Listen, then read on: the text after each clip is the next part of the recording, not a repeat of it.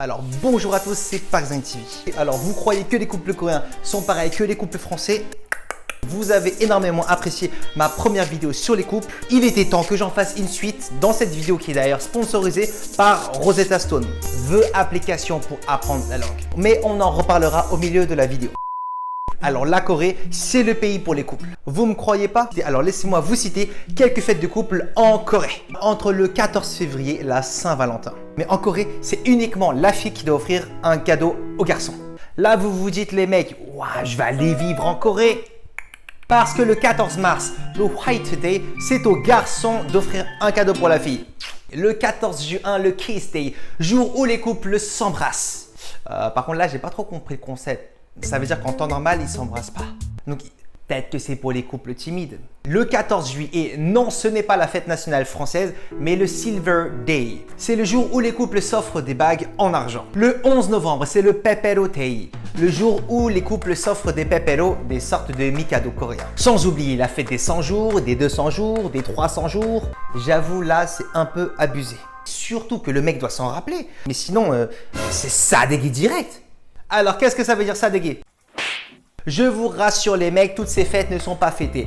N'ayez pas trop peur. Alors, c'est vrai que c'est pas le top pour les célibataires de sortir ces jours-là et pour voir tous ces couples-là dans la rue. Mais il y a un jour dans l'année spécial célibataire, c'est le Black Day, le 14 avril, jour où les célibataires mangent du jjajangmyeon. Alors qu'en France, on se prend pas la tête. Le 14 février, la Saint-Valentin, boum, c'est tout. Enfin, uniquement pour ceux qui ne la considèrent pas comme une fête commerciale.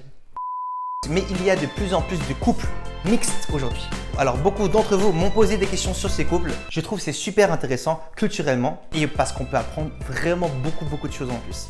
Par contre, même si sa personnalité vous plaît et que son physique vous plaît, mais si vous ne parlez pas la langue, ça peut être un peu compliqué. Honey, I'm kinda worried. Are you dating someone else besides me? Of course! What? You're such a douche! Exactly! Mais rigolez pas, hein, parce que ça peut arriver à tout le monde. Et c'est là qu'intervient mon partenaire Rosetta Stone qui soutient non seulement les amateurs de langue, mais également les nouveaux amoureux. Pour de vrai, apprendre une langue en n'utilisant que cette langue, c'est vraiment super important.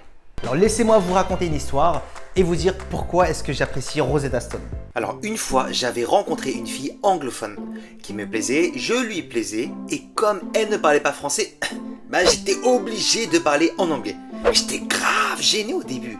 Déjà parce que je parlais pas très bien et elle, comme elle avait l'accent parfait, mais vraiment parfait, hein, genre l'accent Hollywood, moi j'avais peur qu'elle juge mon anglais que j'ai appris sur Adibou.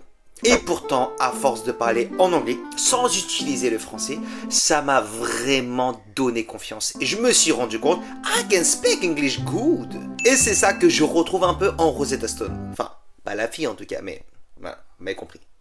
Mais le fait de ne parler que la langue, il n'y a pas mieux comme méthode d'apprentissage.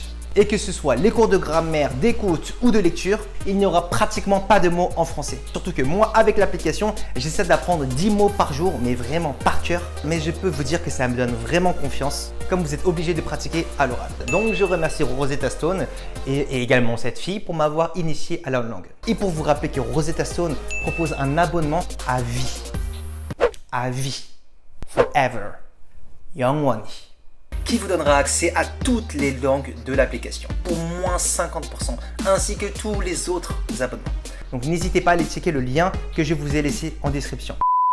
Alors vous savez tous qu'en Corée, il y a ce qui s'appelle le aegyo. C'est le fait d'agir de manière mignonne. Et il est vrai que beaucoup de Coréennes font du aegyo. Je peux vous dire que c'est super efficace. T'as mon nouveau téléphone là! Je suis désolé.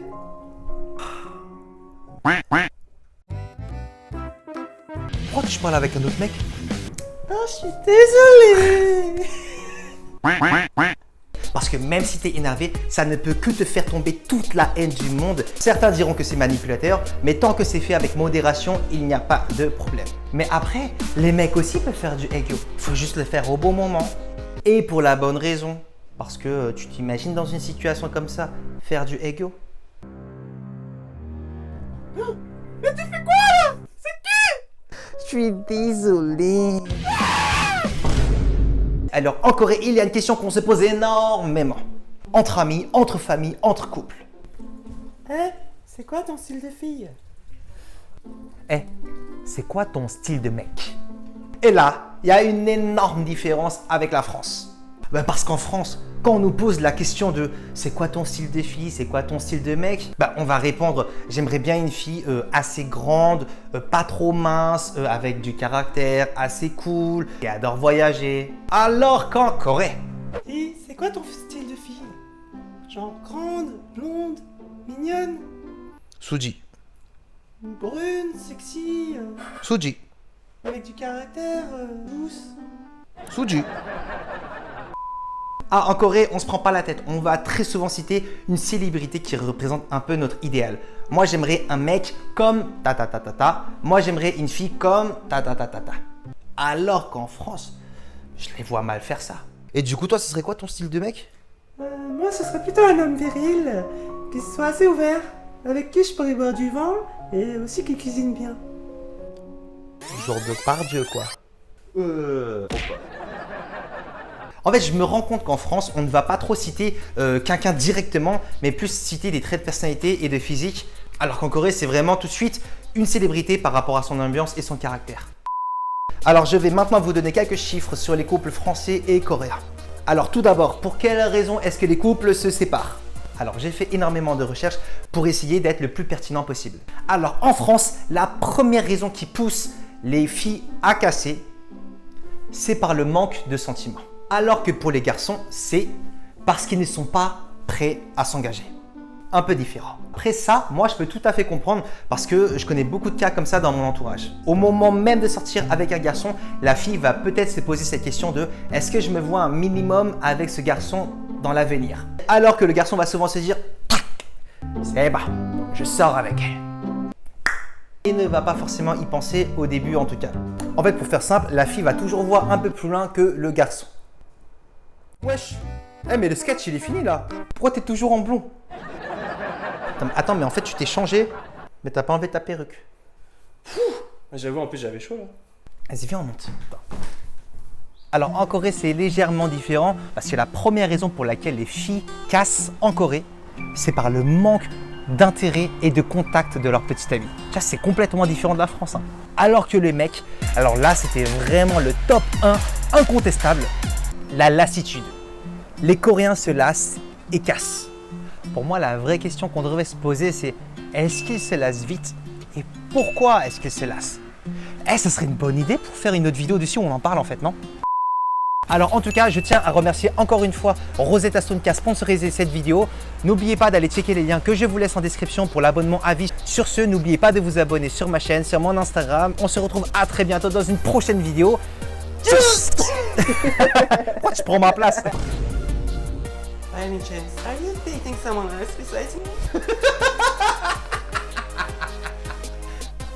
Ah, ça va être dur ce tournage.